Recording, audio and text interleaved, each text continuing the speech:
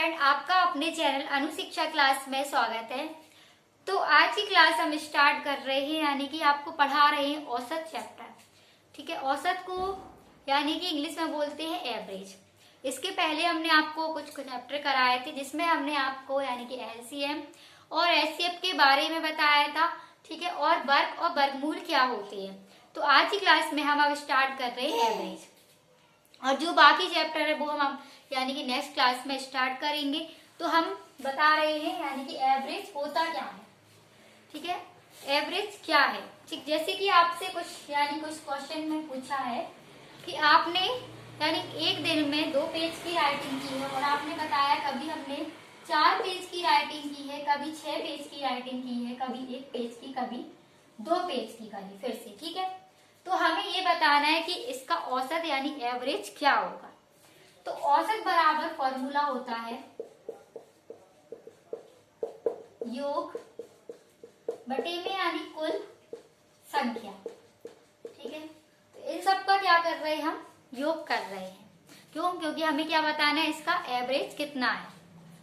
तो इन सबको हम जोड़ेंगे तो कितना हो जाएगा यहाँ पे, यानी योग मतलब प्लस करना। ठीक है, 2 प्लस हो जाएगा 4 प्लस 6 प्लस 1 प्लस 2 अपॉन में यानी संख्या, टोटल संख्या कितनी है 1 2 3 4 5, और बटे में कितना हो जाएगा 5। अब इन सबको जोड़ेंगे तो कितना हो जाएगा 6 4 10, फिर 10 और यहाँ पे कितना रहेगा। ठीक है, यहाँ पे 10 और ये कितना हो गया 30, और 13 में 2 जोड़ेंगे तो कितना हो जाएगा यानी कि 40 15 अपॉन में 5, और डिवाइड करेंगे तो आंसर कितना हो जाएगा 3। तो ये तो हमारा क्या निकल आया है, संख्या का एवरेज। तो अब हम इस टाइप से क्वेश्चन देखेंगे कि पेपर में किस तरीके से एवरेज से क्वेश्चन आते हैं। तो जैसे कि अब पहला क्वेश्चन हम बात कर रहे हैं, पहले क्वेश्चन की। आपको पहला क्वेश्चन दे दिया है कि प्रथम 10 प्राकृत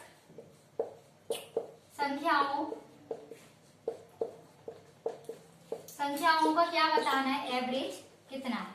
हमें ये बताना है कि प्रथम 10 प्राकृत संख्याओं का औसत क्या होगा। तो आप कैसे बताएंगे, यहाँ पे प्राकृत मतलब नेचुरल नंबर। ठीक है, तो जैसे कि प्रथम 10, तो कुछ लोग क्या करेंगे, यहाँ पे जोड़ेंगे 1 2, तो यही हमारे प्राकृत संख्या होती है। जैसे कि 1 हो गया, 2 हो गया, फिर 3 हो गया, 4, ये 5, ये 6 7 8 9 10 तक। तो ये हमारी प्राकृत संख्या निकल आई, और इसी का क्या करेंगे, योग बटे में कुल संख्या। तो कुल संख्या हमारी कितनी हो जाएगी, 10 हो जाएगी। ठीक है, कितनी है यानी कि 10 है तो 10 ही रहेगी। अब इन सबको टोटल करेंगे हम, तो यहाँ पे हमारा हो जाएगा 55 अपॉन में हो जाएगा 10। ठीक है, तो यहाँ पे टोटल करने पे कितना निकल आया 55 अपॉन का 10। अब 10 से डिवाइड कर देंगे तो आंसर हमारा कितना हो जाएगा 5.5। तो ये था प्रथम 10 प्राकृतिक संख्याओं का औसत क्या था, तो हमें बताना। तो इसका औसत कितना आ गया आंसर में 5.5। ठीक है, अब हम इसी टाइप से और भी क्वेश्चन देखेंगे एवरेज की, कि पेपर में किस तरीके से क्वेश्चन पूछे जाते हैं।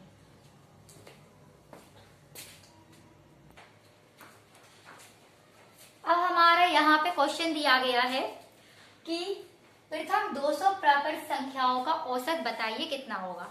तो प्रथम 200 प्राकृतिक संख्या, आप जैसे यानी कि यहाँ पे ज्यादा संख्याएं दी हो तो औसत आप कैसे निकालेंगे। तो औसत का वही मतलब होता है कि यानी कि बीच की संख्या को निकालना ही औसत कहते हैं। जैसे कि आपसे कोई भी संख्या मतलब दे दी है कि 2 6 8, अब इन दोनों का बीच का क्या है यानी कि 6 है, तो यही हमारा क्या हो जाएगा इसका औसत। ठीक है, तो बीच की संख्या को भी औसत कहते हैं। अब यहाँ पे हमने दे दिए क्वेश्चन में है प्रथम 200 प्राकृतिक संख्याओं का औसत। तो जब प्रथम 200 पूछी जाए संख्या, तो हम कैसे करते हैं इस क्वेश्चन को, तो हम इस तरीके से करते हैं कि पहली संख्या लिख लेते हैं यहाँ पे, और लास्ट वाली संख्या यानी कि 200 जो हमारी संख्या दी है। ठीक है, और बटे में क्या हो जाएगा कुल संख्या। तो यहाँ पे हमारी कितनी संख्या दिख रही है, 2 है, 1 और 2, तो बटे में कितना हो जाएगा 2 हो जाएगा। तो औसत बराबर हमने आपको बताया योग बटे में कुल संख्या। तो प्रथम है तो 1 लिख लिया, और लास्ट की लिख लेते हैं हम। ठीक है, तो यहाँ पे कितना हो जाएगा 201 अपॉन में हो जाएगा 2 से डिवाइड करेंगे तो 100.5, यही इस क्वेश्चन का क्या हो जाएगा आंसर हो जाएगा। ठीक है, अब हम बात कर रहे हैं दूसरे क्वेश्चन की। तो दूसरा क्वेश्चन हमारा दिया है 1 से 50 तक सभी विषम संख्याओं का औसत बताइए। जब आपसे पूछा जाए 1 से 50 तक सभी विषम संख्याओं का औसत बताइए। और यहाँ पे हमने ये लिखा है 1 + 200/2।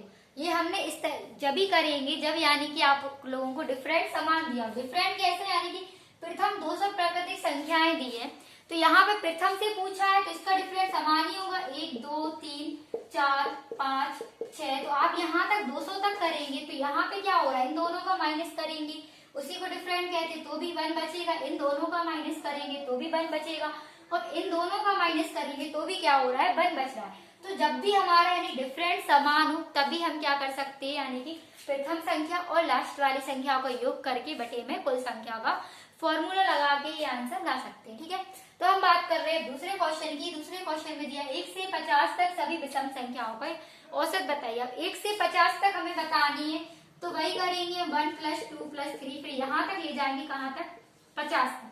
अब 50 तो हमारी क्या है, सम संख्या है, तो इसके हम पहले वाली संख्या देखेंगे तो यहाँ पे हम लेंगे 49। ठीक है, तो 50 हमारी क्या है, यानी कि सम संख्या निकल रही है, तो हम क्या लेंगे, 49 लेंगे। अब यहाँ पे हम जोड़ेंगे 1 प्लस में 49। तो 1 से क्यों जोड़ रहे हैं, क्योंकि यहाँ से बोला है 1 से 50 तक सभी विषम संख्याओं का औसत बताइए, और इनका भी डिफरेंट समान है तो हम इसे इस तरीके से लिख रहे हैं। अब बटे में कितना हो जाएगा, 2 हो जाएगा। अब इसे जोड़ देंगे तो 50 बटे में 2, काटेंगे तो आंसर हमारा कितना हो जाएगा, 25। तो इस क्वेश्चन का आंसर कितना आ गया, 25। ठीक है, अब हम बात कर रहे हैं, अब इसी टाइप से अगर आपसे एक और क्वेश्चन पूछ लिया जाए, यहाँ पे 1 से लेके यानी कि 75 तक संख्याएं दी रही हो और विषम की जगह क्या लिख दिया हो, सभी सम संख्याओं का औसत क्या होगा, तो आप इस क्वेश्चन को आप किस तरीके से करेंगे। तो सेम जैसे हमने इस तरीके से यानी विषम संख्याओं का औसत बताया है, तो सेम वही उसी तरीके से हम क्या करेंगे, सभी सम संख्याओं का औसत बताएंगे।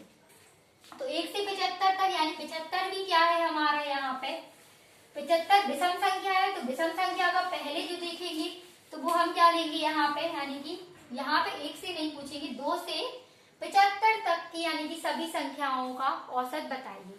ठीक है, तो यहाँ पे तो सम हम क्या लेंगे, पहले 2 लेंगे, और 75 तो क्या है आ रही है हमारे पास, यानी कि सम संख्याएं आ रही है, तो हम इसके पहले वाली संख्या कितनी ले लेंगे, 74 ले लेंगे। अपॉन का कितना हो जाएगा, 2 हो जाएगा।